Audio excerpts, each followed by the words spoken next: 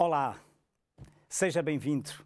Estamos juntos mais uma vez para o nosso terceiro encontro desta semana especial da Páscoa, aqui na Novo Tempo Portugal, em que nós exploramos juntos o tema O Amor Vive. Será que este amor vive na sua vida? Deixe-me dizer-lhe algo muito importante e vamos parar aqui um pouquinho para refletir, fazer um parêntese.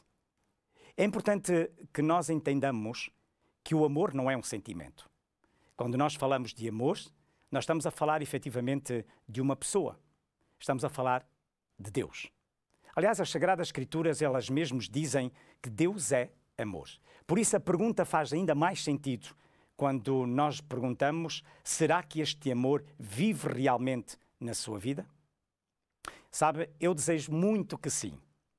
Mas se ainda tem dúvida, venha daí comigo, porque hoje eu quero falar-lhe de amor, mas de um amor na prática.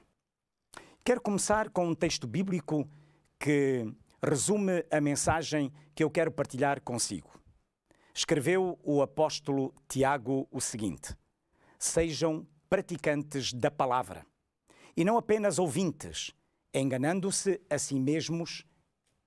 Reparem que este texto bíblico que se encontra neste livro fantástico que são as Sagradas Escrituras, é apresentado exatamente este repto de vivermos o amor na prática. E eu queria solicitar-lhe que me seguisse e me siga nesta história fascinante que eu vou partilhar consigo, que nos está a acompanhar de seguida. Dois irmãos trabalhavam juntos na quinta da família. Um deles era casado, tinha muitos filhos. O outro era um jovem solteiro. E no final de cada dia, os irmãos reuniam-se e dividiam igualmente o produto e o lucro. Um dia, o irmão solteiro disse para si mesmo: não é justo que eu divida igualmente o produto e o lucro da nossa quinta. Afinal, eu vivo só e as minhas necessidades são menores. E assim, todas as noites ele pegava num saco de grãos do seu celeiro, atravessava o pátio que ficava entre as duas casas e levava-o ao celeiro do seu irmão. O irmão casado, por sua vez, pensava: não é justo que eu divida igualmente o produto e o lucro da nossa quinta com o meu irmão solteiro. Afinal, eu sou casado, tenho esposa, tenho filhos que com certeza cuidarão de mim no futuro. O meu irmão não tem ninguém, portanto, o seu futuro parece ser mais incerto do que o meu. Repare, assim todas as noites ele pegava num saco de grãos e depositava-o no celeiro do seu irmão. Ambos ficaram intrigados durante anos, porque a sua própria quantidade de grãos nunca diminuía. Sentiam, porém, que o respeito e a consideração que tinham um pelo outro parecia aumentar a cada dia. Até que, numa noite muito escura, os dois irmãos encontraram-se e descobriram o que realmente estava a acontecer. Eles deixaram ali o saco de mantimentos que traziam e abraçaram-se. Eles entenderam que a preocupação de um pelo outro fez com que aumentasse o amor que os unia. É certo que esta história é apenas uma ilustração. Mas a verdade é que quando se vive o amor, as coisas materiais não ocupam o lugar de destaque na nossa escala de valores. E porquê? Meu prezado amigo, e faço aqui um parêntese para lhe dizer, porque o amor não se diz, o amor demonstra-se. Ele é extraordinariamente prático. Aliás, se reparar bem, nós, nas Sagradas Escrituras, conhecemos bem aquele texto bíblico que diz que Deus amou o mundo de tal maneira que deu o seu Filho. Não disse, deu, entregou. Portanto, as pessoas passam a ser o mais importante na nossa vida. O egoísmo dá lugar ao desprendimento e o senso de completude torna-se palpável e contagiante. Sabe, minha querida amiga, meu querido amigo, nunca se falou tanto em amor como nos dias de hoje. O amor parece ser o centro da vida. Ninguém vive sem ele. Ele nunca é demais. E pela falta dele, quero dizer-lhe que o mundo sofre. Todos nós nascemos para amar e ser amados. Mas parece que quanto mais se fala em amor, menos se vive o amor. Essa é uma das marcas do nosso tempo. E qual é o risco de falarmos em amor, mas não vivermos o amor? É muito importante esta pergunta. É uma questão de coerência. Então eu diria que este assunto é muito amplo, muito vasto e merece da minha e da sua parte uma atenção especial, porque todos estamos exatamente envolvidos, implicados. Eu quero partilhar consigo uma citação que me diz muito da autora Ellen White, precisamente sobre o alcance do amor. E o que ela diz é extraordinário. Ela diz: o amor não pode viver sem ação. E cada ato aumenta-o, robustece-o, expande-o. O amor obterá a vitória onde o argumento e a autoridade são impotentes. O amor não trabalha pelo proveito nem pela recompensa. Todavia foi ordenado por Deus que grande ganho acompanhe seguramente toda a obra de amor. Não acha interessante este pensamento? Extraordinário, não é verdade?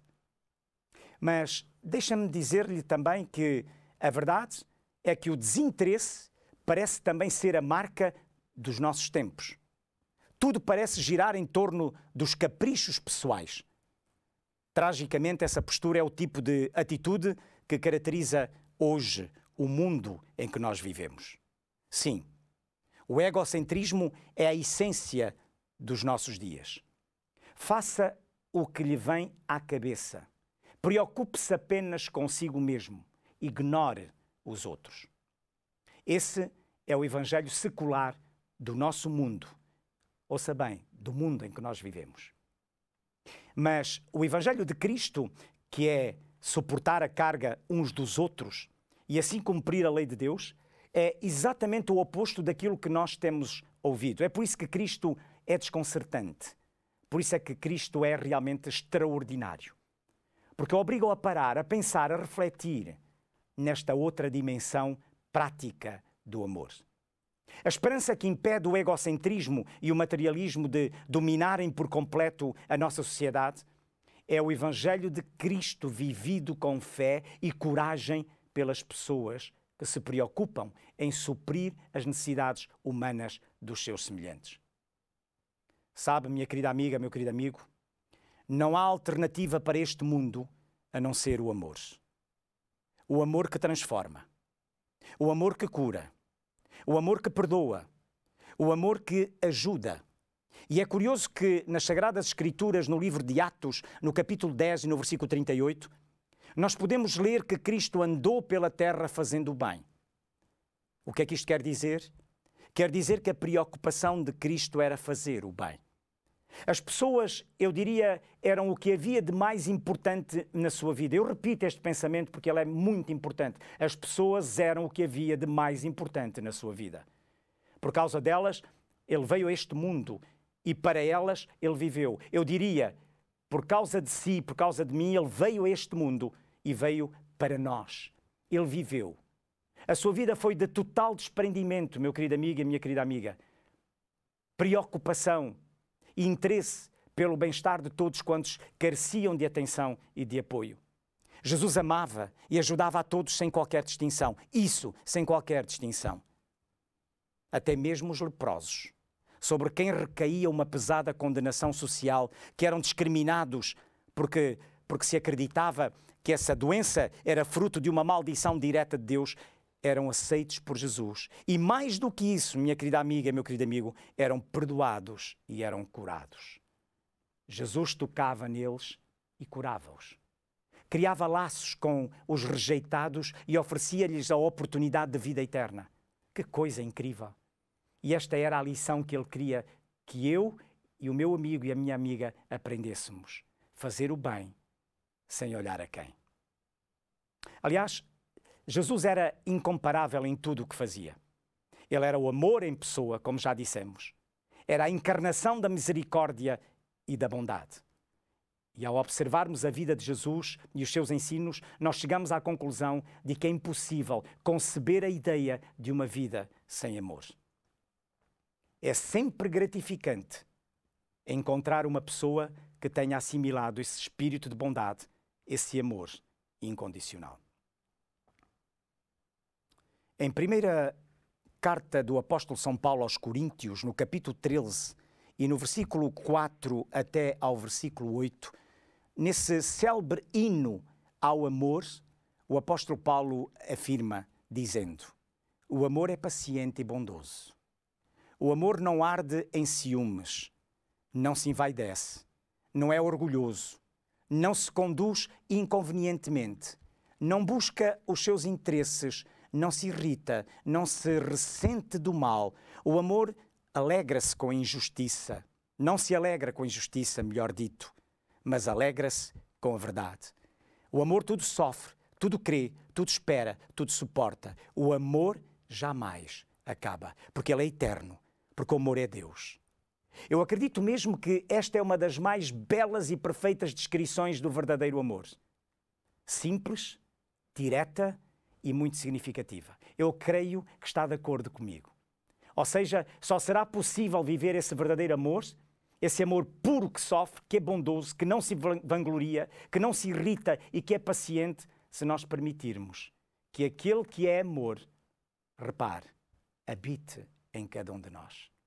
Este é o maior drama da sociedade atual. É deixar Deus fora do coração. É impossível haver este amor incondicional sem a presença de Deus. Porque, como eu já disse, o amor não é um sentimento. Porque o amor não é uma coisa. O amor é uma pessoa, como já dissemos. E a Bíblia afirma que aquele que não ama não conhece a Deus, porque Deus é amor. Extraordinário. Encontramos este pensamento em 1 João, capítulo 4 e versículo 8. Jesus veio a este mundo revelar o caráter do Pai.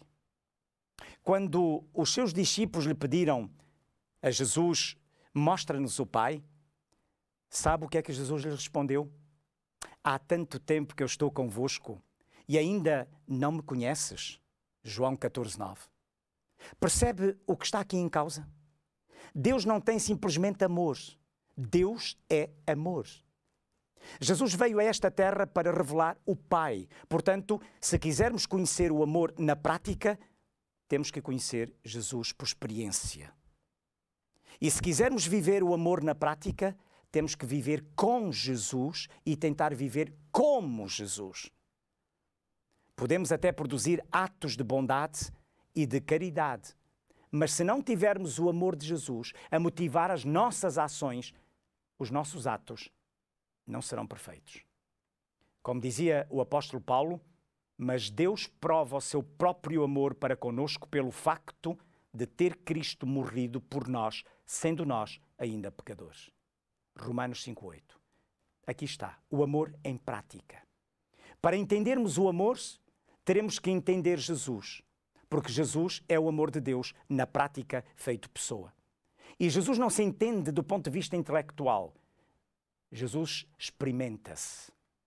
E quando entendermos completamente por experiência própria o que aconteceu na cruz, toda a amplitude de significado espiritual que ali está estampada, jamais questionaremos os limites do verdadeiro amor. João, no capítulo 13, versículo 17, ele diz o seguinte: ora, se sabeis estas coisas, bem-aventurados sois se a praticardes. A vida de Cristo foi exemplo em todas as áreas, mas o que mais sobressaía nele era a sua compreensão da miséria que o pecado havia causado no ser humano e o seu grande esforço em demonstrar amor pelos sofredores. Essa era a sua missão. Continua a ser hoje a sua missão.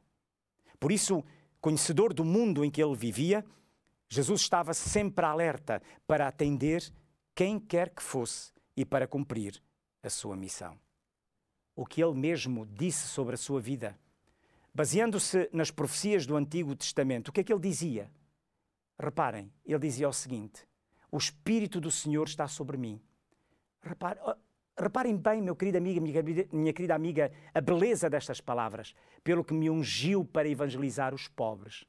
Enviou-me para proclamar libertação aos cativos e restauração da vista aos cegos, para pôr em liberdade os oprimidos e apregoar o ano aceitável do Senhor. Tenho fechado o livro, devolveu-o ao assistente e sentou-se. E todos na sinagoga tinham os olhos fitos nele. Lucas, capítulo 4, desde o versículo 16 até ao versículo 20. Repare, minha amiga e meu amigo, que o ministério de Jesus basicamente se resumia a evangelizar. Ou seja, proclamar a libertação, restaurar, libertar e pregar. E se nós analisarmos a vida de Jesus, nós perceberemos que essa missão foi cumprida à risca. Não ficou apenas na filosofia, no desejo, mas ele cumpriu-a, mesmo perante os maiores desafios. Ele conhecia o seu mundo, o mundo em que ele vivia, sabia da condição em que este mundo se encontrava e partiu para a ação, mesmo sabendo de todos os riscos que envolviam a sua missão.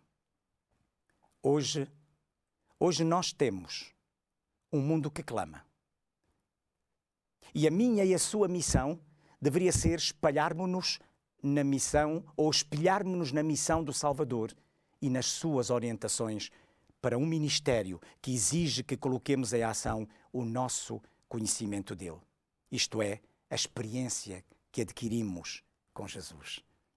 E através do seu ministério, Jesus disse, em Mateus capítulo 9, versículo 37, a seara é grande, mas os trabalhadores são poucos.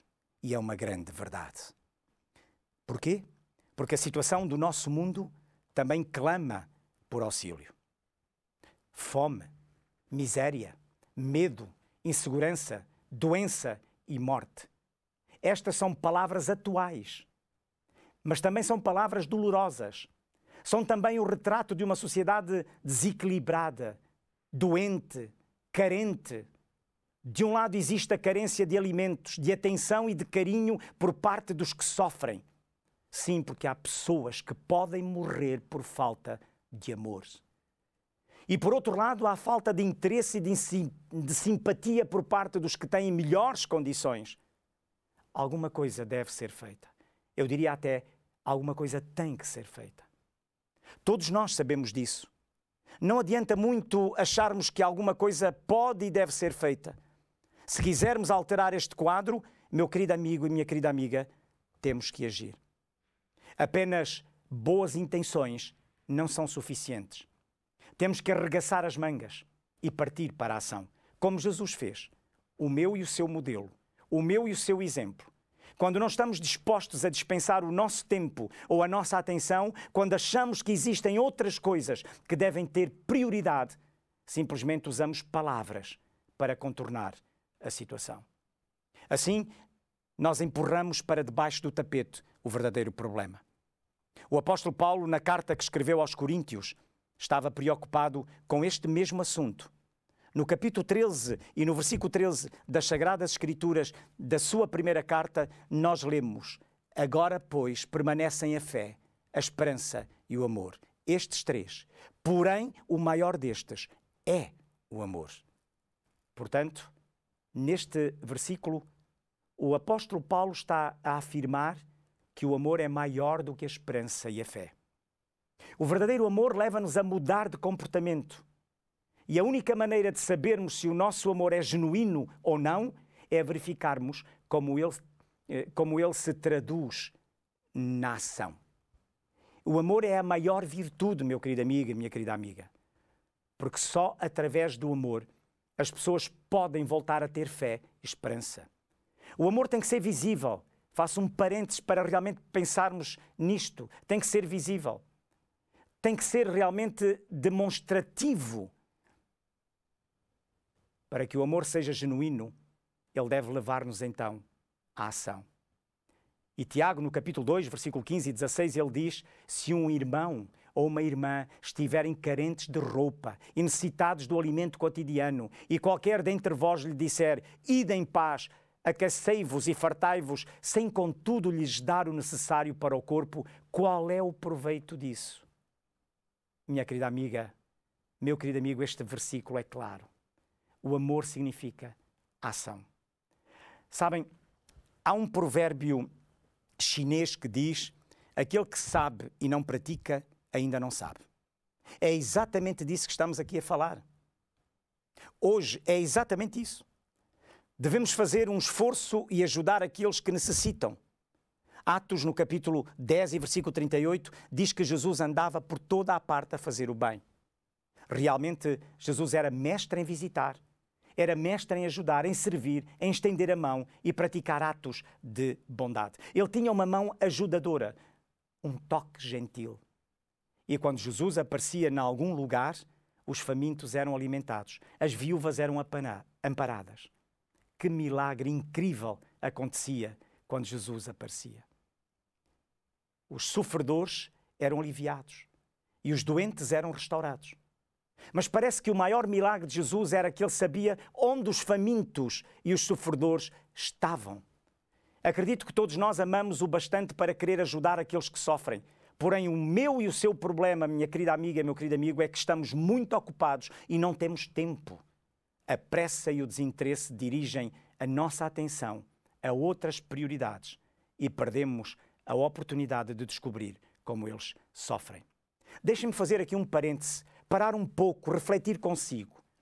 A verdadeira oração que realmente Deus espera que eu e o meu amigo e a minha amiga façamos é dizer: Senhor, envia-me aonde estão estas pessoas, para que eu seja a extensão das tuas mãos, dos teus pés, e em gestos concretos fazer aquilo que tu fizeste. Sabe, minha querida amiga, meu querido amigo, uma das mais bonitas definições de cristianismo foi encontrada num pequeno quadro pendurado na sala de um pastor.